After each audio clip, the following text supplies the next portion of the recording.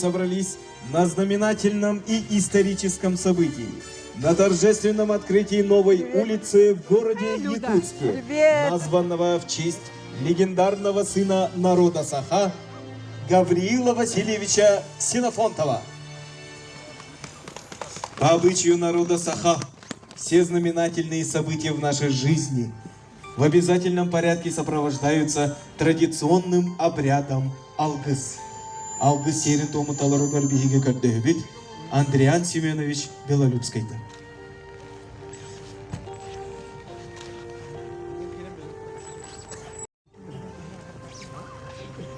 Ай хал айыллытым, айыллытым нанаутсан, ағыш илек сағала, атаңырдағына гөннерде ай күсілік, аң едайдым, сүді итчите, анылықсын қатыным, бүгін бұл 90 yıldır kamerantımını ödüver, sakabıt serin bir sütü diyetine, etnografa, uçonaya,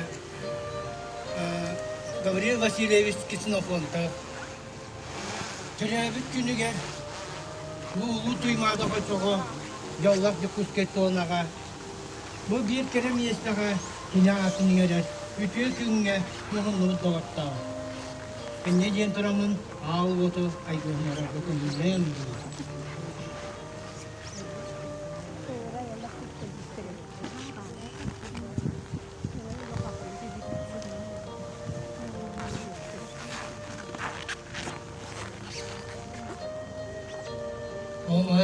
Omay, ağıl otu mittite. Bet tapkarımın, biçil günanın, yür köt. Öyle hikayenin, atan temiyeri.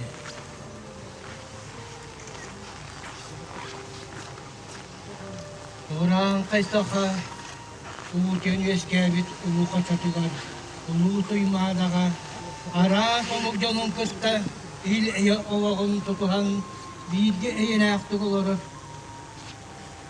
Yanlarot, bugün bilgi ulu kihibi dergaydı. Bütün günün velyetir günüger gelen muhummalı. Ağlı mitçide, dayanı hekenim, bırca bıtık, lettaklarının yürkü.